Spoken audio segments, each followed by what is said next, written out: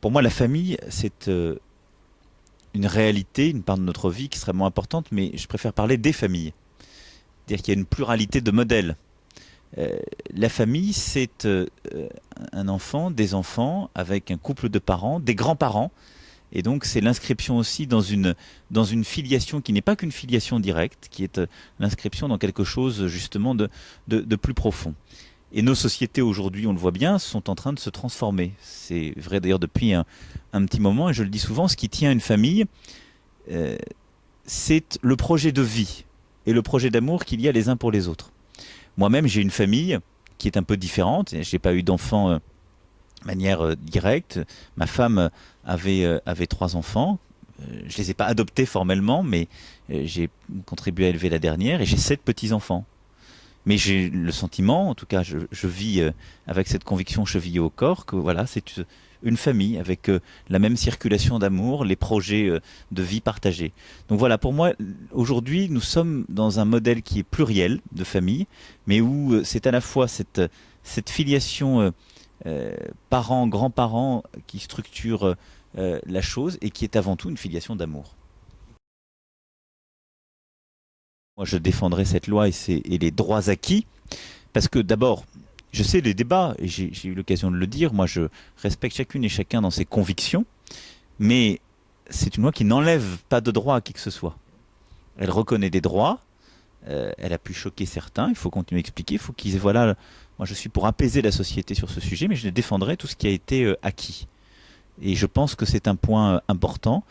La société française s'est fracturée sur ce sujet, avec d'ailleurs des violences langagières ou de comportements qu'il faut aujourd'hui apaiser. Donc je la protégerai. Je ne la rouvrirai pas pour enlever telle ou telle chose. Et bien sûr, la GPA, je n'ouvrirai pas le débat. Sur ce sujet, je vais être très concret avec vous. Je pense, moi, je suis philosophiquement sur la GPA hostile. Pourquoi? Parce que pour moi, c'est un problème de liberté de disposition de son corps et de la compatibilité de cette liberté avec la dignité de la vie humaine et du corps humain. Et donc je pense que porter un enfant 9 mois, même pour le projet d'un tiers, c'est un sujet. Alors ça peut relever de l'intime, on le sait très bien, certains le font, mais le contractualiser, le mettre dans la loi, le reconnaître, est à mes yeux quelque chose qui ne correspond pas à l'idée que je me fais de la dignité de la personne humaine. Donc j'ouvrirai pas ce sujet. Maintenant, il y a une réalité qui est là. Il y a des pays qui ont justement ouvert la GPA. Et donc sur la GPA, je veux plutôt que la France ait un rôle leader en la matière pour ouvrir une vraie discussion internationale, pour là corriger les excès absolument inacceptables. C'est-à-dire que dans certains pays, en particulier des pays en voie de développement ou des pays pauvres, on a des pratiques de GPA qui ne sont pas acceptables, on a de l'esclavage humain, on a du non-respect des droits de la femme et des droits de l'enfant. Et donc je veux que nous menions une initiative de droit international privé type Convention de la Haye pour défendre à la fois le droit des femmes et de ces enfants qui naissent dans ces conditions. Ça me semble très important. Euh, Ensuite, sur le sujet de la GPA, il y a le problème des enfants qui sont nés de GPA à l'étranger. Et donc sur ce sujet, là je l'ai dit, quelle que soit ma position sur la GPA et le maintien donc de la loi actuelle, je pense qu'on ne peut pas laisser des enfants dans un no man's land juridique, parce qu'ils n'en sont pas responsables. Et donc là, je pense qu'il faut avoir le courage de prendre très clairement la circulaire, ni plus ni moins, qui permette la reconnaissance de ces enfants et le statut juridique. On sait qu'aujourd'hui c'est fait, mais c'est fait après des mois de discussion, de stress et des vraies inégalités selon les couples. Il y en a qui arrivent à l'obtenir, d'autres non. Donc il faut une circulaire claire, ça s'appelle la République. Je suis contre la GPA en France, mais je suis pour donner un statut juridique aux enfants qui naissent de GPA à l'étranger. On sait qu'on a le sujet pour la PMA des femmes seules, des couples de femmes de même sexe. Sur ce sujet, je l'ai dit, il y a, et j'en ai obtenu la certitude, il y aura un rapport qui sera remis au printemps par le comité d'éthique. Je prendrai acte de ce rapport. Mon souhait, c'est qu'on étende ce qui est fait pour les couples de sexe différents aux couples de même sexe, ni plus ni moins. Je n'en ferai pas tellement un problème théorique. Moi, j'en fais un problème, un sujet concret et pratique. Il faut regarder de manière concrète comment, alors que on est ici à Paris, la moitié des couples divorcent, on le sait bien, donc se composent, décomposent, recomposent, que ce soit des couples de sexe différents ou de même sexe.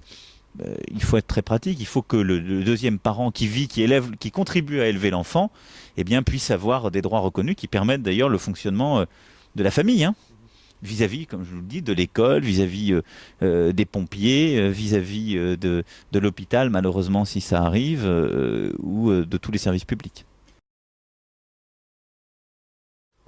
Alors, je suis pour, là aussi, repeigner les choses de manière très pragmatique. Je sais qu'il y a des contraintes qui existent encore, les couples pacsés entre autres. Donc là, il faut qu'on regarde les choses de manière très pragmatique. Ce que je vois aussi, c'est qu'on a des sujets avec les pays d'origine maintenant. Ça devient de plus en plus difficile quand on regarde les flux. Donc je pense que là, il faut un sujet extrêmement, avoir une réflexion extrêmement pratique et concrète.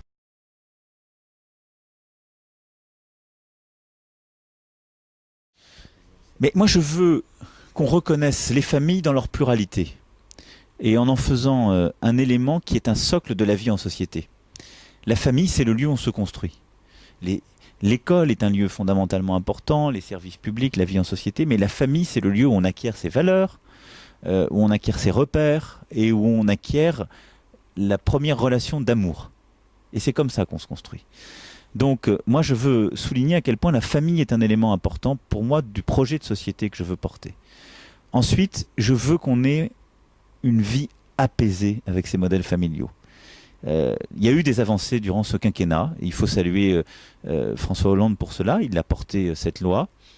Il y a eu des climats, un contexte qui a été parfois qui a divisé. Moi, je veux apaiser maintenant tout cela, que chacune et chacun puisse vivre avec ces différences, mais qui doivent être reconnues, qui doivent être acceptées, qui n'enlèvent rien les uns aux autres.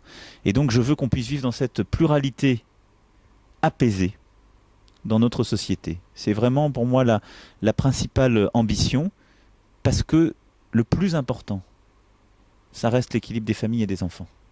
Et donc le plus important, c'est qu'il y ait cette construction d'amour au début de ce projet. Super. Merci. Merci à vous.